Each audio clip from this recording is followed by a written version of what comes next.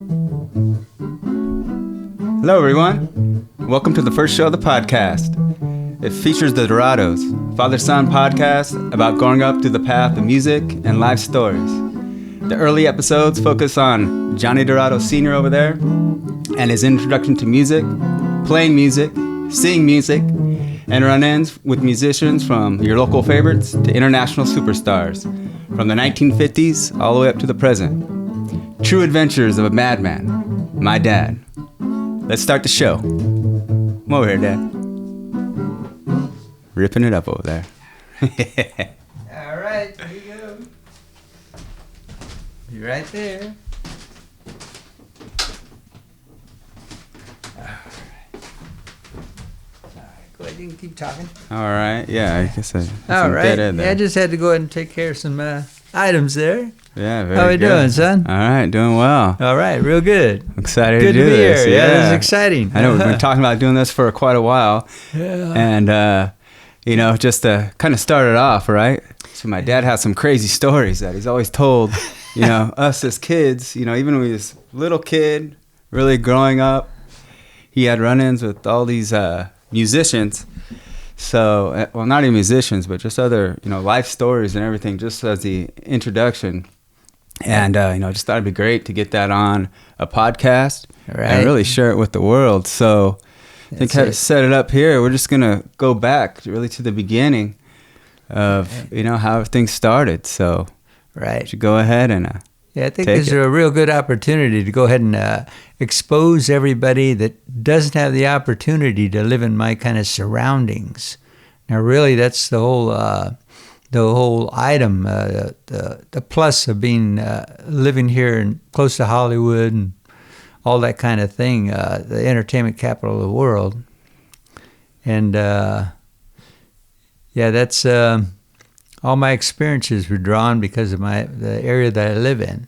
So I just want to go ahead and thank everybody for listening, and at the same time, hopefully you'll smile when you see that album cover or whatever, and you remember some story that I ran into some of these people out here. And I want you to experience them also. So here we are, Johnny. Are you ready? Let's do it. All right. Okay. Start the show. I guess we start from the beginning, or somewhat the beginning, how you got into music itself, or... Well, I got my little notes over here. Yeah, go for it. I could actually, I started playing the guitar right around 10 or 11 years old. Mm-hmm. My dad showed me a few chords, and so I picked them up. And, back in the day, my dad's brothers and all my uncles played instruments. Guitar players, basically, that was their core. Yeah. But most of the time, they just played whatever. I mean, piano players, singers, harp players. Mm-hmm. We had everything. Even my grandfather played, so it was like almost second nature that we all play. Well, how many brothers do you have? That was my uncles. Six brothers. Played. Yeah. Mm-hmm. So everybody played. We'd all get together, and they'd actually each uncle would go ahead and share something different. Mm-hmm. So each of them had a different style. Some country, some because we're Hispanic, then we had like rancheras, playing the Mexican style music, and then grandparents grew up over in the East LA, so couldn't help but play everything over there. You know? Yeah, they're bulldogs. Yeah, a little Mecca at the beginning. The bulldog Garfield, in case you don't know. But anyways, So that was my beginnings over there. Was actually getting in touch with that. Then musically, I might say, my mother was a heavy music person herself, but she dealt with classical music, and then that kind of thing. She was in she did Spanish style dancing. You couldn't touch her maracas at all. Folklorico, right? Right. Yeah. Oh yeah. 100%. And then she learned from the best in the business. So right. Very very schooled in that style of music. But anyways, going on, I'd say maybe maybe I was 8 or 9 years old, and I picked up my Well, my next question is what? Yeah. No questions. Okay, no question. Oh, you're just your radio. Is that something about Right. Yeah. My next thing over there, this is when I started playing, but my first real present, we were pretty poor. So back in that day, a big present would be getting a crystal set. This crystal set was like a little small transistor radio. It was really small. I remember it was like a rocket. And then you pulled the antenna up to get better reception. Mm-hmm. And thank God there was an extra connection there where you got an alligator clip, and you could just get the alligator clip, and it gave you more grounding power. So you can go ahead and use the alligator clip on your screen. So that way your screen would turn into a better ground. Like your metal screen door? Right. Metal screen on your windows. On your window. On your windows. Oh, still. And so then you'd put that on, and then you'd get pretty good reception from around the area. At that time we lived, down, I'd probably say Vermont and Slauson, where the old Sears, built, not the super big Sears, but one of the offshoots of the Sears building right off the railroad tracks in L.A. So that's it's like South L.A., I guess. No, I think it's L.A. L.A.? All right. Yeah, we were fortunate. My grandfather lived on Western in Slauson. Okay. 52nd, 53rd, 54th, right around there. But it was right around the block from Red Fox's bowling alley. Red Fox, huh? Red Fox was a famous a comedian. Yeah. And if you ever want to have a interesting laugh, the guy was pretty raw comedian. Mm-hmm. But anyways, Sanford and Son. Yeah, he just had a bowling alley around the street from there, Mm-hmm. and then down. Oh, wow. Down a few doors from where we lived, we had Johnny Otis's band playing down a few, maybe 5 or 6 houses away from our house, and it was a place that I could never go. Mm-hmm. You know, I was forbidden to go over inside that area. Did you get a chance to sneak over there? No way. Too dangerous? You want to piss off Grandma? Yeah. What is it? The Board of Education would have got me. Oh, gotcha. Yes. Back then, they beat us. Can't do that anymore. There was no timeout. Right. You got knocked out. No timeout. Yep, that's a part of that. Yeah, that's right. Go ahead. So anyways, I started listening to, back then it was called the Devil's Music, R&B. So I really got scolded for listening to that style of music.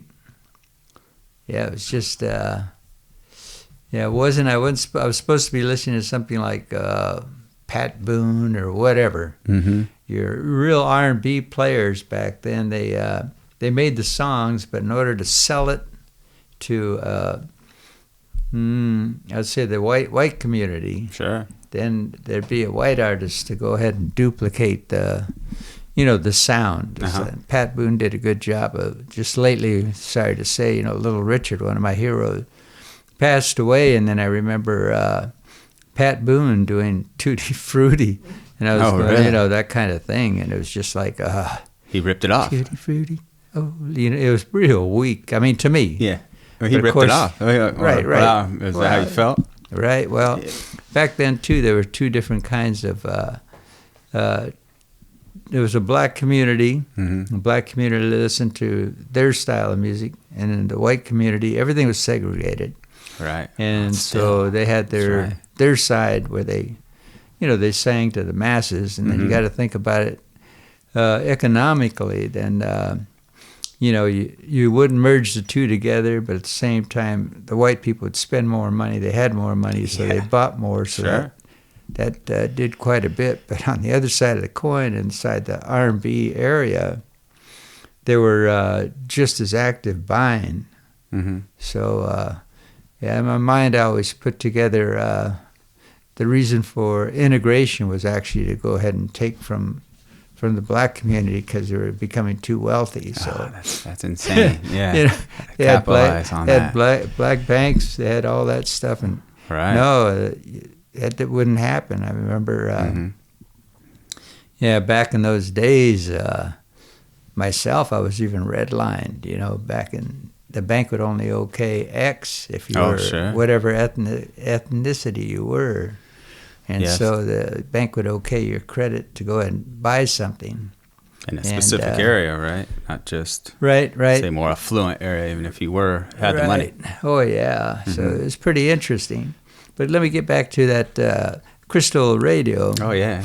Yeah, when I was listening to what really turned me on, I guess they had R&B, but there was another brand of music that we didn't. I hadn't heard it before, and then it was. During the introduction to a man named DJ out of L.A. there, actually voted the best DJ in R&B history. He brought R&B to the United States. His name was Hutter Hancock. He had this one segment there that used to say, "From blues to boogie." And when he'd say that, there'd be a little guitar riff inside there that was way too good. And I go, oh my God, what is that? Right. Unreal. So I'd dial in just to make sure that I heard his introduction. Oh, wow. To go ahead and just hear that piece. Whatever he played after that, it was interesting, but boom, I had to hear that sound. Right. So that introduced me into to the actually blues and you know that style of R&B. So there's something different on the radio. Right. But Hutter Hancock was a giant. Back then, again, we go back into segregation. Then in that black community, even though Hutter was white. That's what I was going to ask you. I wasn't sure what he was. Yeah. Bring the mic up a little bit. Oh, not too after. much. There you go. Oh, yeah, there we go. Yeah. Okay, cool. Excuse me. But anyways, he was extremely instrumental into bringing nothing but R&B into the neighborhood. And he was everything. He was not only an R&B radio, then he did gospel, then he had a jazz special, Harlem Nights, and then he actually introduced Ella Fitzgerald to the general public. Oh, wow. And that was such a crossover because here's Ella Fitzgerald, African-American, and then here she is singing in the white movies. I'm going, oh my God, you know, what an amazing feat that is for somebody of color to go ahead at that time. Right. And back in that same time frame, then he had, I wasn't allowed to see him, of course. But I was going to Catholic school and you weren't allowed to do anything. You wanted to say, get whooped, right? Hail Marys for the rest of your life. Get the ruler smack? Then you went over there. Oh, yeah. Yeah. Now, once upon a time, here's a little quick story. Once upon a time, I was left-handed. And then later on, they taught me to be right-handed. Oh, shit. What was wrong with being left? It wasn't my choice. Oh, jeez. It's the left side of the brain, right? That's right. Yeah, the creative side. But anyways, back then it was quite a feat to go ahead and cross the color line.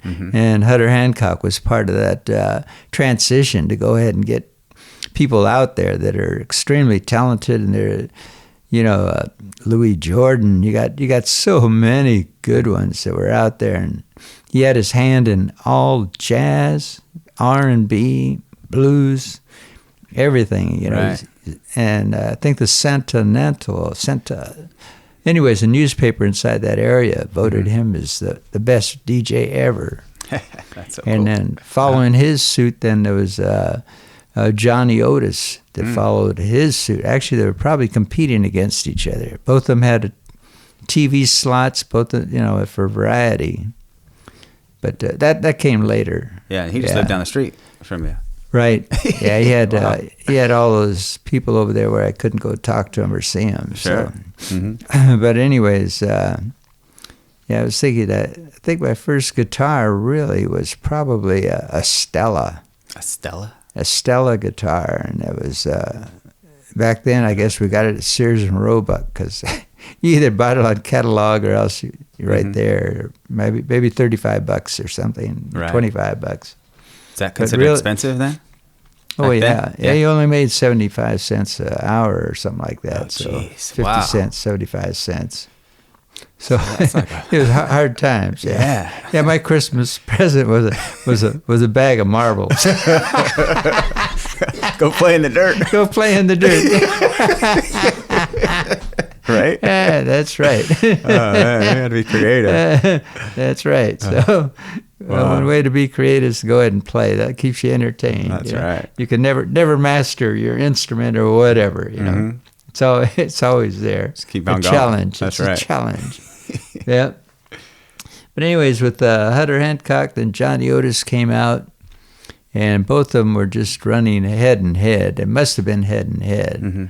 Now, then let's see, Johnny Otis, boom, Hutter Hancock. Then you had in the Latin community, you had Huggy Boy, Dolphins of Hollywood, and he used to have his radio station out there in a window, and everybody would drive by and they'd honk the horns and all that kind of thing to go ahead and say hi to Huggy Boy when Huggy Boy, I people were remember that. driving by. Uh-huh.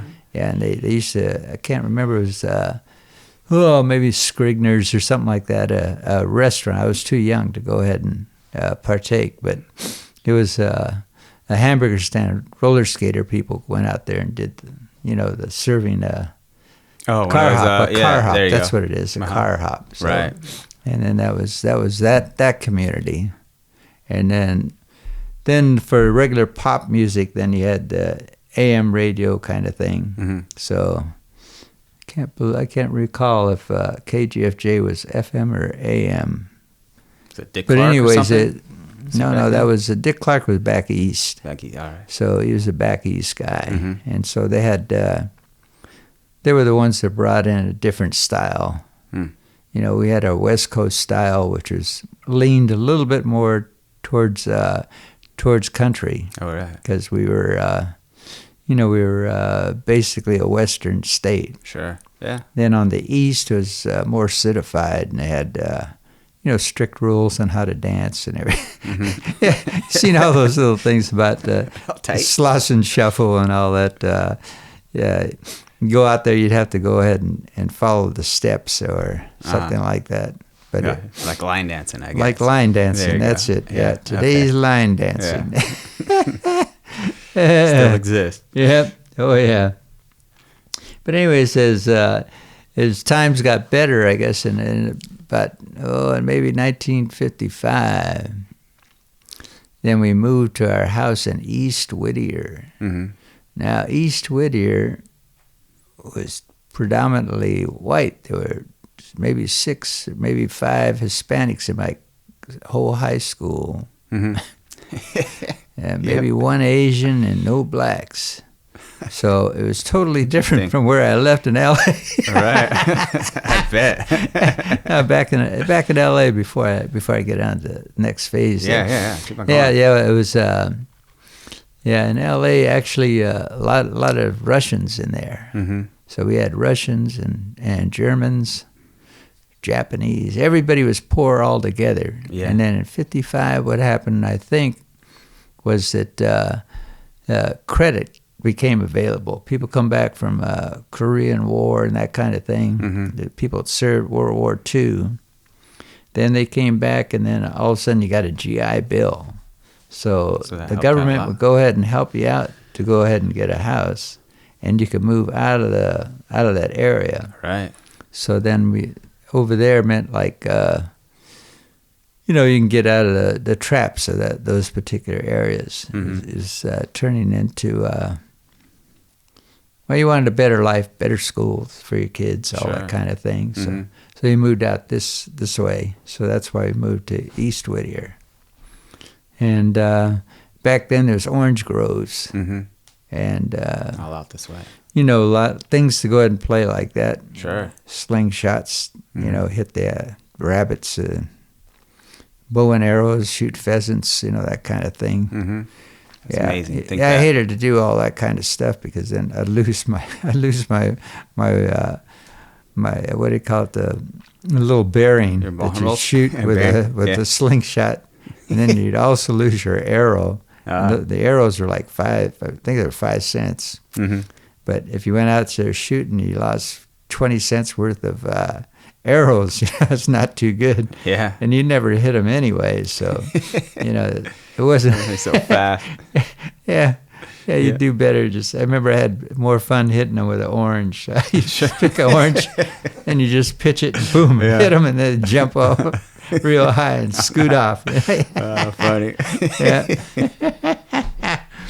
But anyways, so of course when we moved out this way, then the music was more, up to date, current stuff, and then I enjoyed all that kind of music too. Well, being in all sorts of music, right? Exposed to different types of music, then you became pretty knowledgeable in just about different brands. Mm-hmm.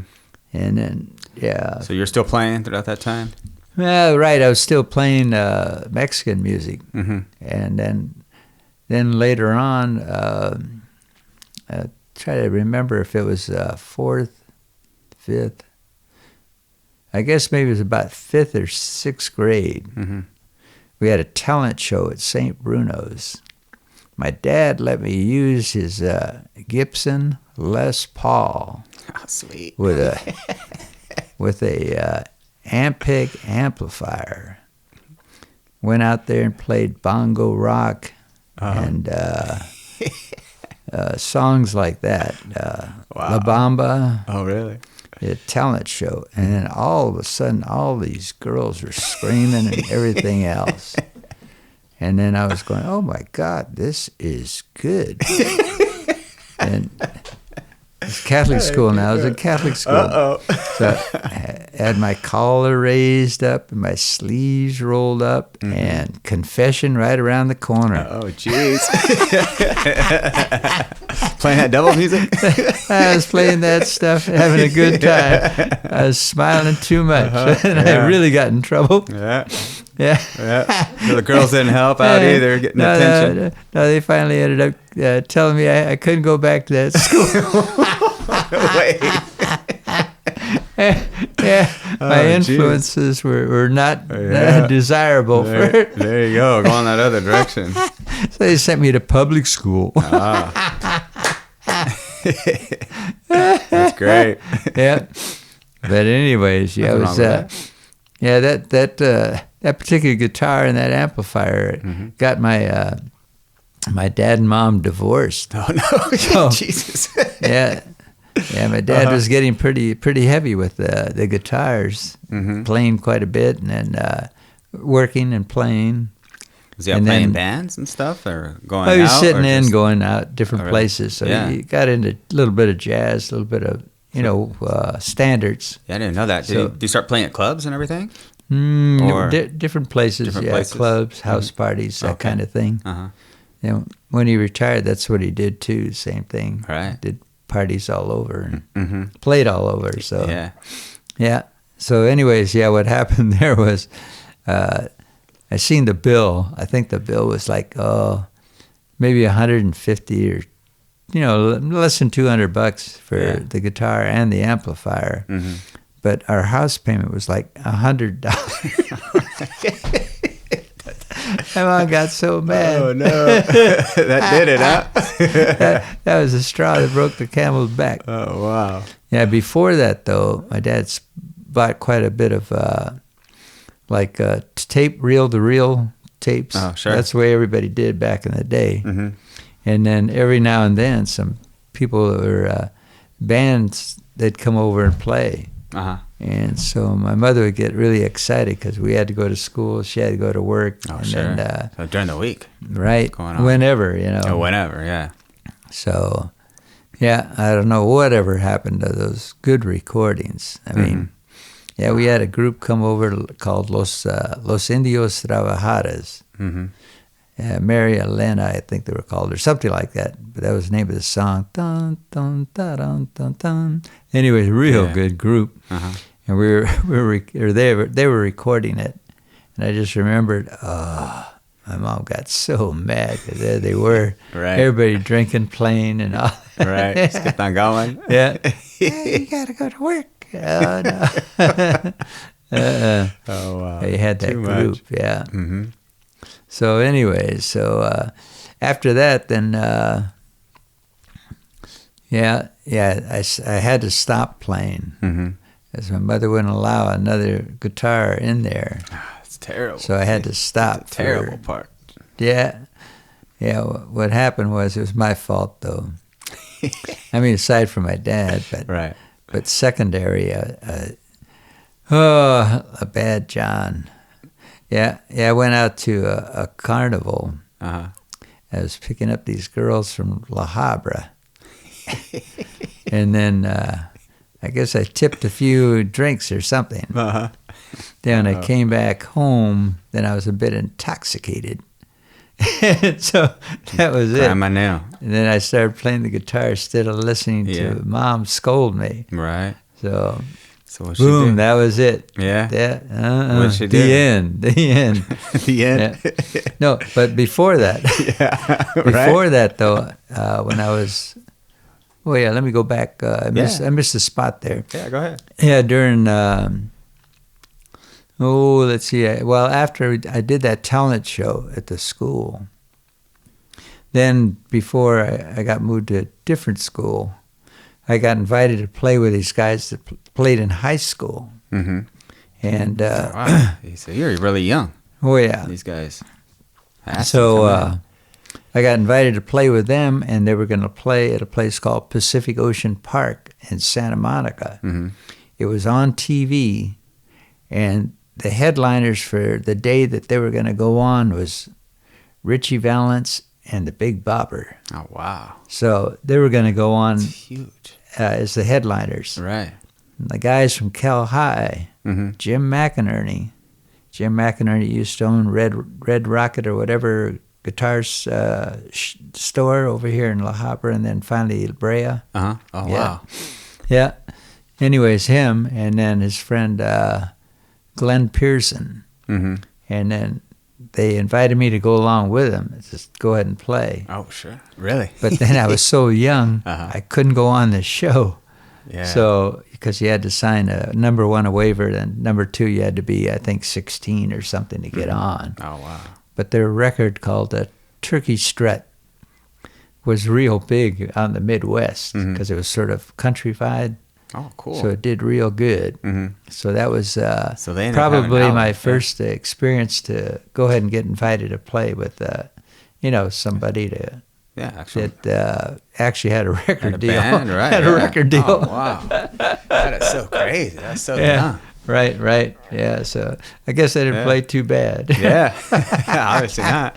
Yeah. Had the right gear up there, too. That's right. Mm-hmm. Yeah. Oh, yeah.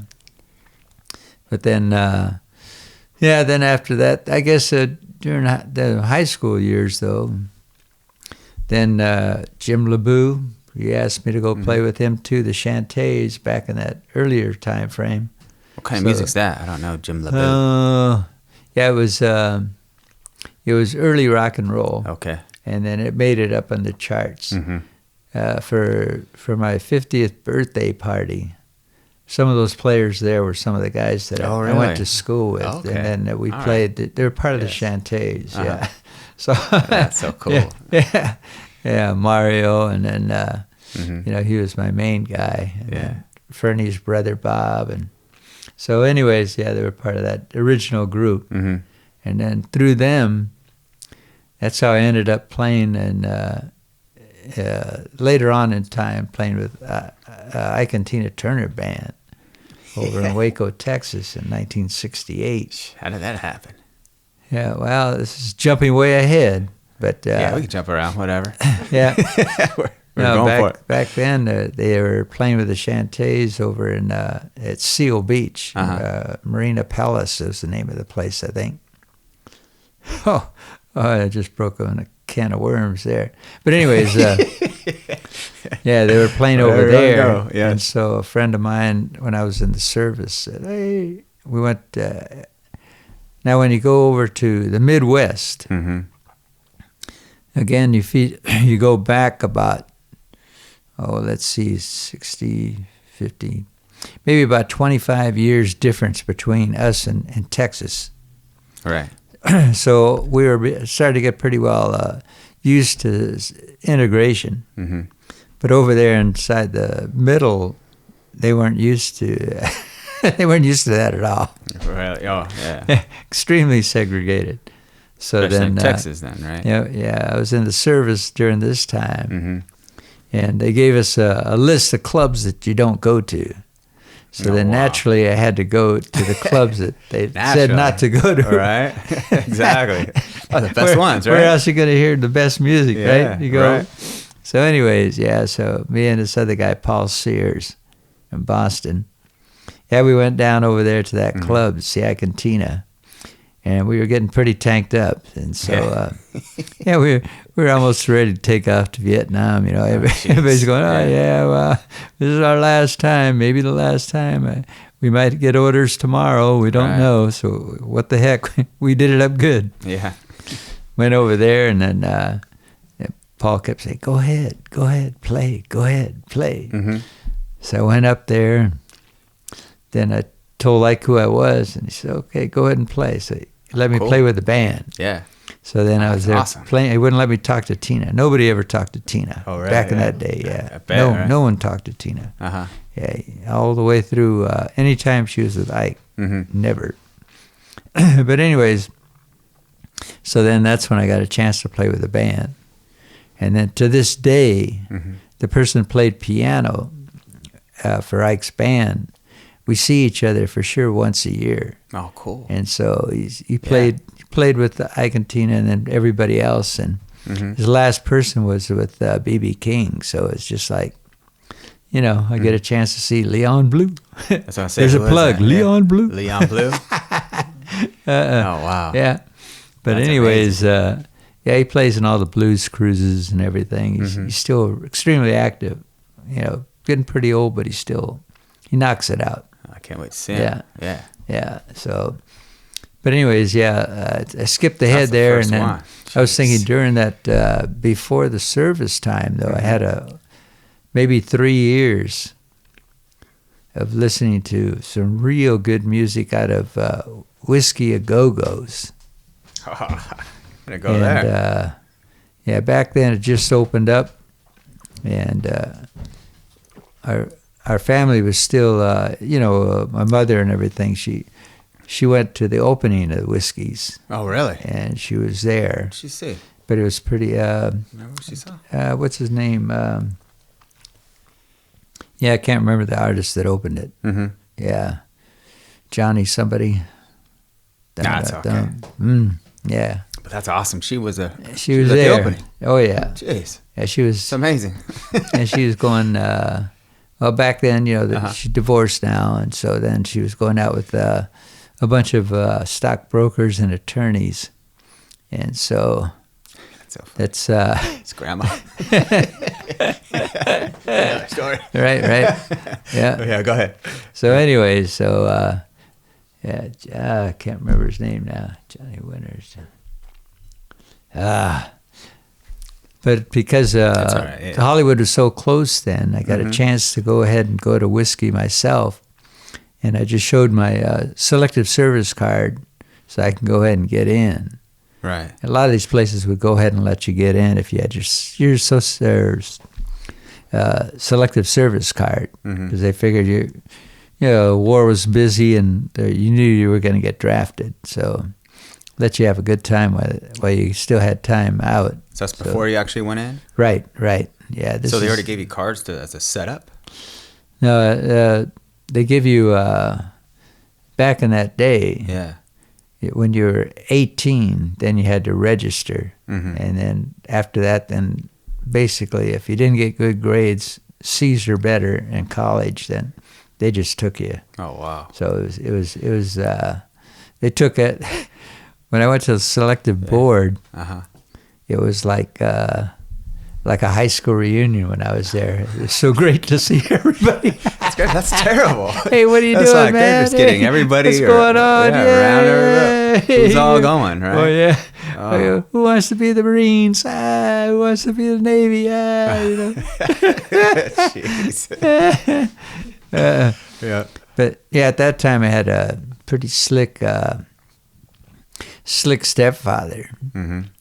So what he was telling me was statistically, because of my ethnicity, it would be a good idea for me to fail some of the tests for, number one, get in the Air Force. Right. Pass the test, but don't pass mechanical, don't pass electronics. Make sure you pass administration. Administration. Because they're the ones furthest from the front line. Right, yeah.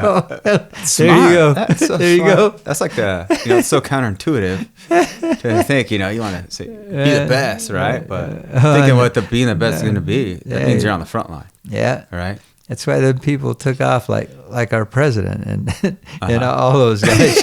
That's why they didn't make it. Oh, I got this ailment. That's not right. working. Whatever you could, right? That's right. Yeah. Look at Muhammad Ali. Yeah. 5 years in prison. That's insane. Because he didn't go ahead and he didn't go in, So I remember some of this. You were able to not go for a few times, right? A couple times. Oh no, that was by I'm not too sure if that was fortune. Oh, okay. Some of it was fortune. Mm-hmm. Then other parts, we did have connections. Okay. So, favors. Yeah. So, when my mother was going out with these brokers and attorneys, then the guy, one of the kids at school, Joe Gonsalves, his dad was the assemblyman for Artesia. Mm-hmm. And him and his son and myself, we went to prom together with our girls. Mm-hmm. Took a girl from Kennedy, so, That's right. yeah, that's his district. Oh, all right. But anyways, so we went down to Stuffed Shirt over in Newport. But anyways, his I think he might have sent in a word because I was the last survivor and person of my lineage. Oh, wow. Yes. And then that was one. Mm-hmm. But then plus that, him and I signed up in the reserves together. And they were going to call us up anyways. Right. So rather than wait for the Selective Service Board to assign us to a branch, then we passed the test to get in as a reserve. So so we Air Force Reserve. So that's what that's what you chose to do, Air Force. Right. Mm-hmm. Oh, yeah. But you had to pass. So, sure. Didn't just take everybody. So It's still one of the toughest, right? But before we went in there, then one of my biggest guys were like Otis Redding. This guy almost beat me up one night. It was awesome. I was dancing with his girlfriend. Wait. Where was this at? Where was this at? This is over at Whiskey a Go-Go. Oh, okay. This is back. Okay, we're getting back to Whiskey a Go-Go. Yeah, we're back to Whiskey's. All right, back to Whiskey. All right. Yeah. So I was there, and then back in that day, us guys would go over to the car wash and get the African Americans over there to go buy a bottle of wine for us. So before we take off to the shows, so a bottle of wine or beer or whatever. Right. So then we had the wine, cause easy to conceal. Mm-hmm. And so during halftime or break time, then all the musicians would go in the back of the place to smoke. Sure. So then we'd go back there and then start talking to musicians and all that kind of stuff. So we were passing the wine bottle. Back then you shared, Right. So, yeah. So way in too, right? Yeah. It didn't matter on that part. Yeah, that's cool. But we'd go share our wine and pass it around. Then guys were telling me, "Hey, man, you better look out." Why? He said, Otis is going to jump off that stage and just kick your ass. We seen him do it to other people before, and he gets real mad when you go ahead and touch his girl. Uh-huh. Oh, I didn't know that was his girl. Yeah. So, well, you better stop dancing with her. Jeez. Otis Redding. The man. That's right. The man, too. Back in the day. Yeah. Yeah, that reminds me, too, of... Jim Morrison. wait, forget that. Wait. Yeah, so go back to that first, right? So what ended up happening though? I behaved. You behaved. I behaved. You That's backed right. off. All right, you backed off, and Anyway, Is he a big dude? Otis Redding was a big guy. He wasn't no little guy with that much energy. Oh, sure. Here I am, little small kid. you Yeah. know? Oh, wait. That goes. How old were you then? Yeah, I had to be 18. 18? So, yeah. Okay. So you were able to get it. Yeah, so All it's right. just like, shh. Right. Yeah, she must have been hot. That's all I know. Yep. She's probably a good dancer because back then, let me go earlier than that. Let's get a little drink first. All right, All cheers. right. I'll drink to that. A little midway Click, through. click, click, click. We're just All right. however many way through. All right. Yeah. All right. Good stuff. Yeah, so let me go back again. My mother was a dancer. Uh-huh. So then my sisters were dancers. And then, of course, I picked up a few steps myself. So back in the high school days, before we got to Otis Redding, we used to go to the TV stations to go ahead and dance on the TV shows. Mm-hmm. So I think the biggest one that I sort of recall going quite a few times was like Casey Kasem. Oh, wow.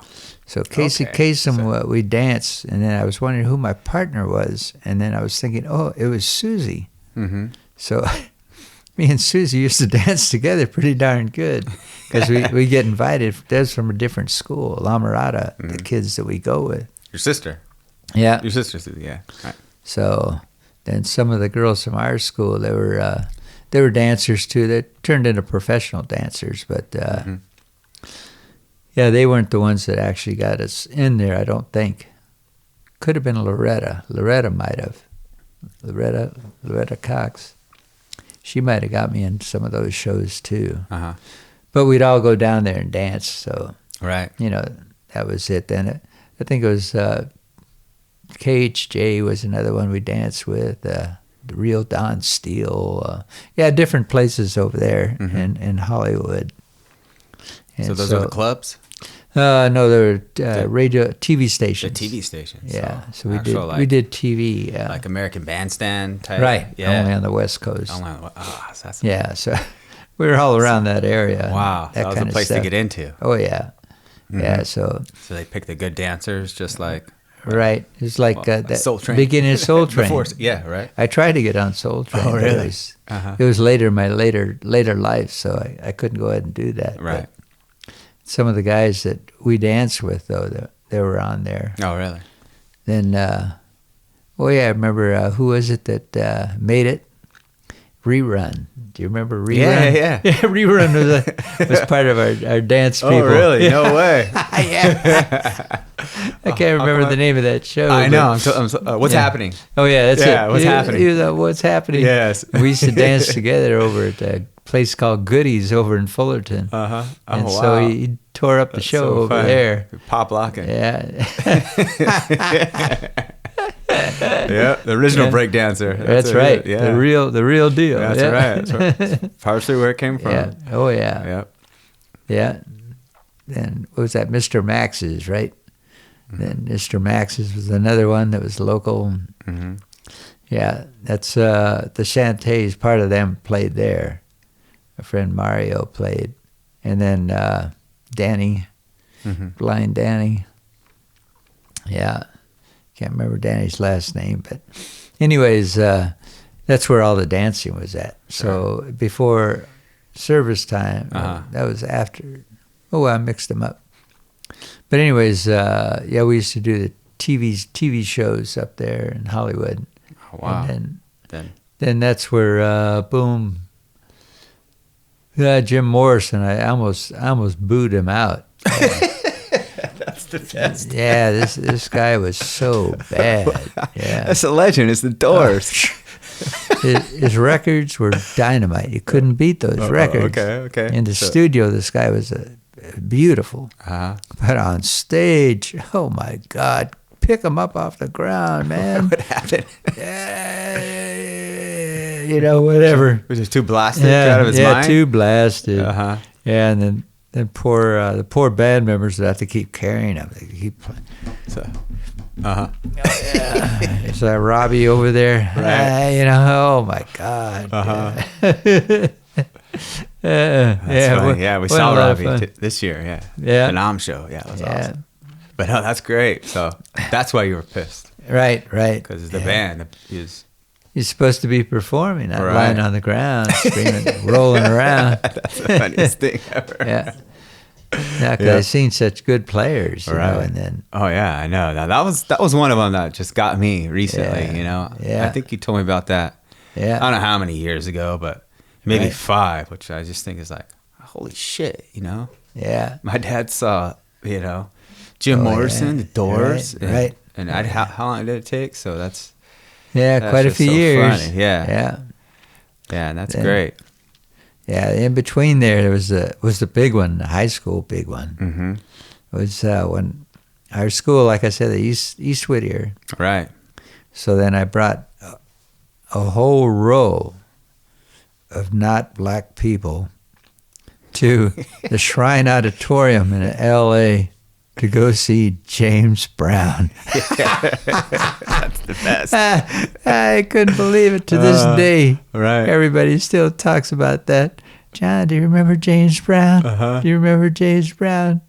Yeah. Oh, geez. And then I wore a little cape. And then inside metal shop, back in that day, you had metal shop, wood shop, auto shop. Right. In case you decided to go ahead and choose that avenue to become a worker. Sure. So then I made a nice little chrome cane, so I can go ahead and Chrome. strut my stuff with a nice little cape. And, Yeah. and then I was the Duke of Earl, Gene Chandler, you know. Walked in there trying to be real cool. And then Right. here I had all these, everybody non-white on this whole row. Right. Yeah, it was great. Or all the white kids. Yeah. Oh, So see, wow. I was part of integration. That's right. Yeah, you helped the movement. I helped the movement. That's right. Yeah. That's great. Right. But that was a lot of fun there. Yeah. And from there, then, well, back then it was at that same time frame. Then got a chance to see the Righteous Brothers before they were real big. They played at Retail Clerks Hall in Buena Park. Right. And then Dick Dale.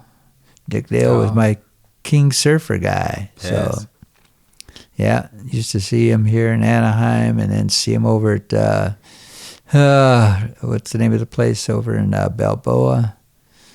Yeah, but Dick Dale, and it was just really entertainment-wise. If I had my friend Jim here with me, Sabedra, he'd remind me of all these people I've seen. Oh, jeez. So, All right. yeah, he's my person that remembers. Yeah. Yeah. I remember seeing Janis Joplin. What? We did. Yeah. Is that where I get it from? Was she good? No. Yeah. Well, Yeah, we seen all of them, man. yeah. All right, good. That's great. The ones, the ones that stick out are the ones that are just Sure. beyond touchable. Yeah. Yeah. So, All right. Yeah. I think we should end on that. We'll all right, we'll go ahead and continue. Yes, Wild absolutely. Adventures. Yeah, absolutely. All right. All adventures of this madman. Yeah. Yeah. I've been Love around. to hear I've these been around stories. town. Yes. And even some, I still don't. First time hearing some of these things myself. So, anyway, all right. All right. get And a thank cheers you over all. here. All right. Here's Yeah. a little tip. All right. So Hey, cheers. Cheers to all you. right. Till Yeah. next time. Till next time. Tune in. You're on standby. Thank you, everybody.